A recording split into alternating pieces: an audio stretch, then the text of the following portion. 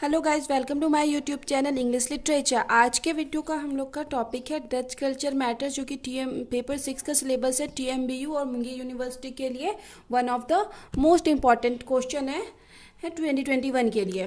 तो चलिए वीडियो शुरू करते हैं। Does culture matter is a masterpiece essay nicely written by Edward Morgan Forster. जो डच कल्चर मैटर है वो एक एसे है जो कि लिखा गया है एडवर्ड मॉर्गन फॉस्टर के द्वारा, who is popularly known as, जो कि जाने जाते हैं मुख्यतः one of the greatest essayist के रूप में, नॉवलिस्ट के रूप में, शॉर्ट स्टोरी राइटर के रूप में, आर्टिस्ट एंड इन सब के अलावा above all a philosopher in the modern history of, philosopher माने जाते हैं, दार्शनिक माने जाते हैं modern history of British English literature. British English literature के मॉडर्न हिस्ट्री के फिलोसफर के रूप में भी जाने जाते हैं। So far as essay is concern, जहाँ तक अब इस एसे की बात है, Forster wrote a series of essay. तो फॉस्टर जो एक सीरीज लिखे थे, मतलब जिसमें ढेर सारा एसे हो, which are based on different issue, जो कि अलग अलग इशू पे बेस्ड हो, सच है जैसे कि कल्चर पे बेस्ड हो एंड सिविलाइजेशन पे बेस्ड हो, मॉरल और ह्यूमैनिटी पे बेस्ड हो, सोशल एंड पॉलिटिकल पे बेस्ड हो, पब्लिक एंड जस्टिस पे बेस्ड हो। तो अलग अलग तरह के इशू पे बेस्ड वो एसे लिखे थे। Among a galaxy of essays, अब उनके ढेर सारे जो भी मतलब गैलेक्सी ऑफ एसेज, ढेर सारे एसेज में से डच कल्चर मैटर जो हम लोग का प्रेजेंट एसे है, इज वन ऑफ देम, उनमें से एक है, इन विच द ऑथर हैज, जिसमें ऑथर इंट्रोड्यूस्ड करते हैं, जिसके मतलब जिसमें ऑथर बताते हैं the social structure of modern societies of the world. Social structure, सामाजिक स्ट्रक्चर के बारे में बताते हैं कि मॉडर्न सोसाइटी का, जो वर्ल्ड का आज मॉडर्न सोसाइटी है उसका कैसा स्ट्रक्चर है आज के मॉडर्न सोसाइटी का। अब है Forster was a contemporary of डी.एच. लॉरेंस। फॉस्टर जो है कंटेम्प्रेरी यानी समकालीन इनके समय से थे। डी.एच. Lawrence, James Joyce, Virginia Woolf as well, इन सब के टाइम के ही एडवर्ड मॉर्गन फॉस्टर थे, यम फॉस्टर थे। ही वॉज फेम बाय, उनको जो फेम मिला, प्रसिद्धि मिली, राइटिंग नॉवेल्स को लिख के। जैसे एक नॉवेल्स है जो कि पेपर 6 में ही इंपॉर्टेंट है, ए पैसेज टू इंडिया, जिसका कि वीडियो ऑलरेडी अपलोड है। तो नॉवेल्स के द्वारा उनको फेम मिला। बायोग्राफीज भी लिखे, इसमें उनको फेम मिला, एंड एसेज, और एसे भी लिखे जिसके लिए उनको काफ़ी फेम प्रसिद्धि मिली। His two famous collective essays are, उनका जो दो फेमस कलेक्टिव एसे है, मतलब जिसमें एसे का ढेर सारा समूह हो, ढेर सारा एसे एक साथ हो, वो है टू चीज फॉर डेमोक्रेसी एंड एबिंगो हार्वेस्ट। ये दो कलेक्शन ऑफ एसे है, मतलब टू चीज फॉर डेमोक्रेसी में भी ढेर सारा एसे लिखा हुआ है अलग अलग टॉपिक पे बेस्ड, एंड एबिंगो हार्वेस्ट पे भी ढेर सारा टॉपिक मतलब एसे लिखा हुआ है अलग अलग टॉपिक पे बेस्ड। विच कंसिस्ट, जो कि बना हो, which consist of lots masterpieces है, जिसमें कि ढेर सारा मास्टरपीस मतलब प्रमुख एसे है। बेस्ड ऑन, जो कि बेस्ड होता है आवर मॉरल, हमारी नैतिकता पर, कल्चर पर, सिविलाइजेशन पर, सोशल स्ट्रक्चर पर, and social structure of England, और इंग्लैंड के सोशल स्ट्रक्चर, वहाँ का सामाजिक स्ट्रक्चर कैसा है उस पर भी बेस्ट होता है एज वेल। मतलब इंडिया के बारे में भी लिखे हैं, ए पैसेज ऑफ इंडिया जिसमें लिखे हैं, वो इंडिया 3 बार आए हुए थे, जो कि ए पैसेज ऑफ इंडिया में हम अच्छे से समझा दिए हैं। तो वो एक तो इंडिया के बारे में भी लिखे हैं, इंडिया के कल्चर सिविलाइजेशन के बारे में, और इंग्लैंड के बारे में भी लिखे हैं, वहाँ के सामाजिक जीवन, ये सब के बारे में भी लिखे हैं। लाइक मैथ्यू अर्नोल्ड की तरह, and T S. Eliot, Matthew Arnold और टी.एस. इलियट की तरह, Forster also enjoy a English literature. Forster भी इंग्लिश लिटरेचर को एंजॉय, मतलब शौकीन थे इंग्लिश लिटरेचर के, काफ़ी उनको शौक था इंग्लिश लिटरेचर का। द प्रेजेंट एसे, जो हम लोग का प्रेजेंट एसे है, does culture matter has been extracted from Forster's two चीज फॉर डेमोक्रेसी। इसको जो लिया गया है टू चीज फॉर डेमोक्रेसी से लिया गया है। जैसे टू चीज फॉर डेमोक्रेसी, ढेर सारे एसे का समूह है इसमें, मतलब ढेर सारे एसे हैं, तो उसमें से एक डच कल्चर मैटर है। तो डच कल्चर मैटर जो कि हम लोग का भी प्रेजेंट है, तो ये ऐसा ऑब्जेक्टिव भी आता है कि टू चीज़ फॉर डेमोक्रेसी से डच कल्चर मैटर को लिया गया है, ये ऐसा ऑब्जेक्टिव आता है। तो आप लोग ध्यान रखिएगा कि डच कल्चर मैटर को टू चीज़ फॉर डेमोक्रेसी से लिया गया है। और यहाँ पे आपको एक चीज़ कहना चाहूँगी मैं, मतलब पेपर 6 के लिए एक और इम्पॉर्टेंट क्वेश्चन इसी मतलब नंबर के लिए हम लिखवा दिए थे, the challenge of our time. But the challenge of our time important नहीं है क्योंकि वो प्रीवियस ईयर में आया हुआ था। तो चांसेस है कि प्रीवियस ईयर में the challenge of our time आया था, तो अब की बार नहीं आएगा। तो अब की बार आने वाला है व्हाट आई बिलीव, जो कि प्रीवियस ईयर में नहीं आया था। आप वहाँ पे ठीक कर लीजिएगा सिलेबस, पेपर 6 के सिलेबस में जाके, कि डच कल्चर मैटर के साथ व्हाट आई बिलीव आने वाला है अब की बार। The challenge of our time और the duty of society to the artist, ये दोनों प्रीवियस ईयर में आया हुआ था, तो ये दोनों नहीं आएगा। तो चलिए अब आगे वीडियो शुरू करते हैं। In this essay foster basically describes, अब इस एसे में फॉस्टर डिस्क्राइब करते हैं the basic foundation of culture, culture का बेसिक जो आधार है वो क्या है। ही सेज, अब वो कहते हैं that civilisation is the organisation of culture, civilisation जो है ना ऑर्गेनाइजेशन ऑफ कल्चर, कल्चर को संगठित करता है, व्यवस्थित करता है civilisation. Culture can not be formed without civilisation, बिना सिविलाइजेशन को के कल्चर को नहीं बनाया जा सकता। इन द सेम वे, अब उसी तरह civilisation can not be thought without culture, civilisation के बारे में भी नहीं सोचा जा सकता है बिना कल्चर के। There can be slight difference between culture and civilisation, थोड़ा डिफरेंस है कल्चर और सिविलाइजेशन के बीच। बोथ, अब ये जो दोनों हैं culture and civilisation of any nation, किसी भी नेशन किसी भी राष्ट्र का जो कल्चर और सिविलाइजेशन होता है, मेक द पीपुल, वहाँ के लोगों के जो उनको बनाता है हाईली कल्चर, वहाँ के लोगों को कल्चर बनाता है, ऑनेस्ट बनाता है, सिविलाइज्ड बनाता है एंड डिसिप्लिन बनाता है। किसी भी राष्ट्र का कल्चर और सिविलाइजेशन ही वहाँ के लोगों को अच्छा बनाता है। फॉस्टर एडवोकेट्स, अब फॉस्टर मतलब एडवोकेट्स कल्चर, कल्चर की वकालत करते हुए, मतलब कल्चर के तरफ इशारा करते हुए या कल्चर के पक्ष में बात कहते हैं कि culture is the key wealth of wealth to improve the human society, human society को इम्प्रूव करने के लिए मतलब की वेल्थ है, प्रमुख मतलब जो चाबी होता है ना, सफल कुंजी चाबी, तो वही मतलब सोसाइटी, ह्यूमन सोसाइटी को इम्प्रूव करने का की वेल्थ है।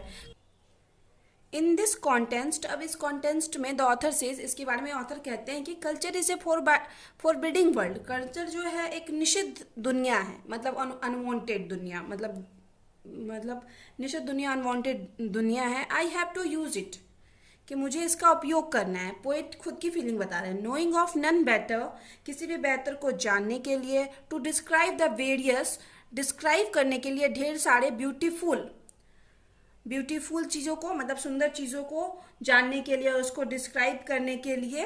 विच man have made in the past, जिसको कि आदमी पास्ट में बनाया है, उनके बारे में जानने के लिए जानना है।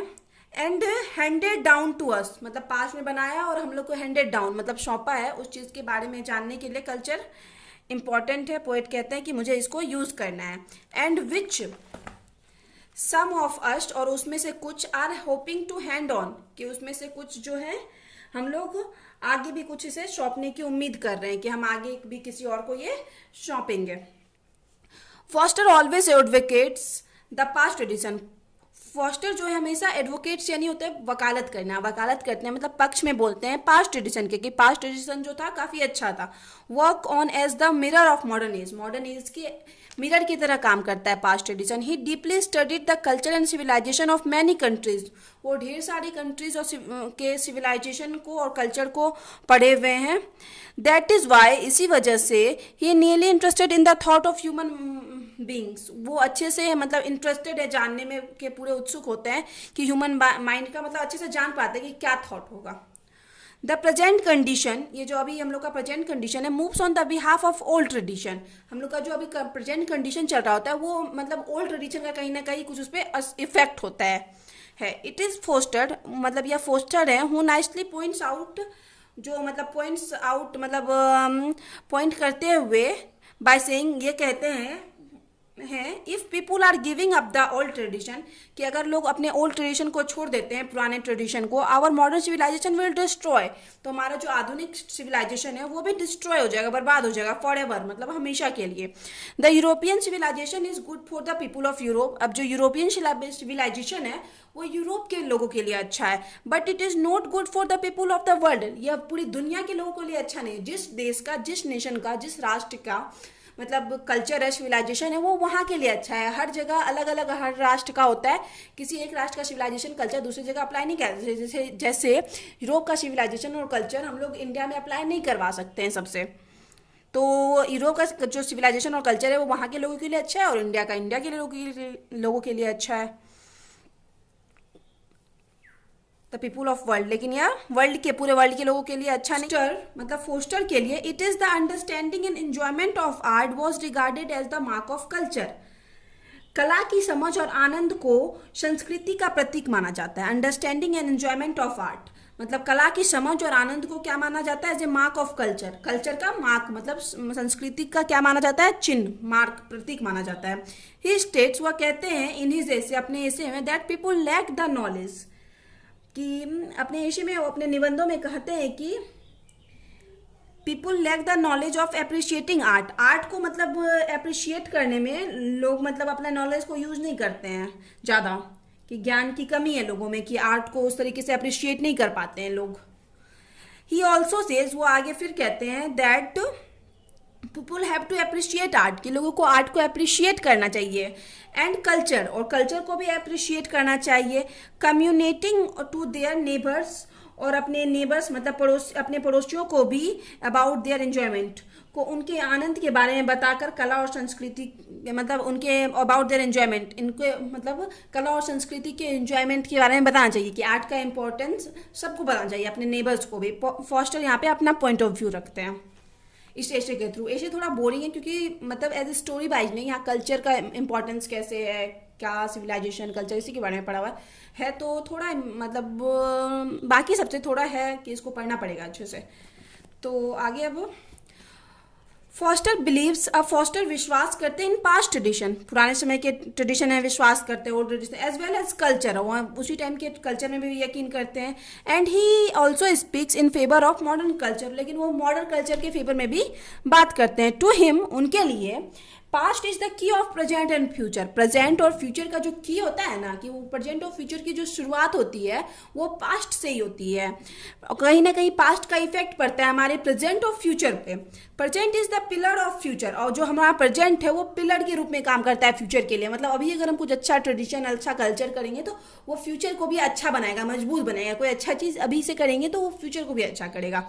तो वही हो गया कि पिलर के लिए काम करता है, जो प्रेजेंट सिचुएशन है वो फ्यूचर के लिए पिलर का काम करता है।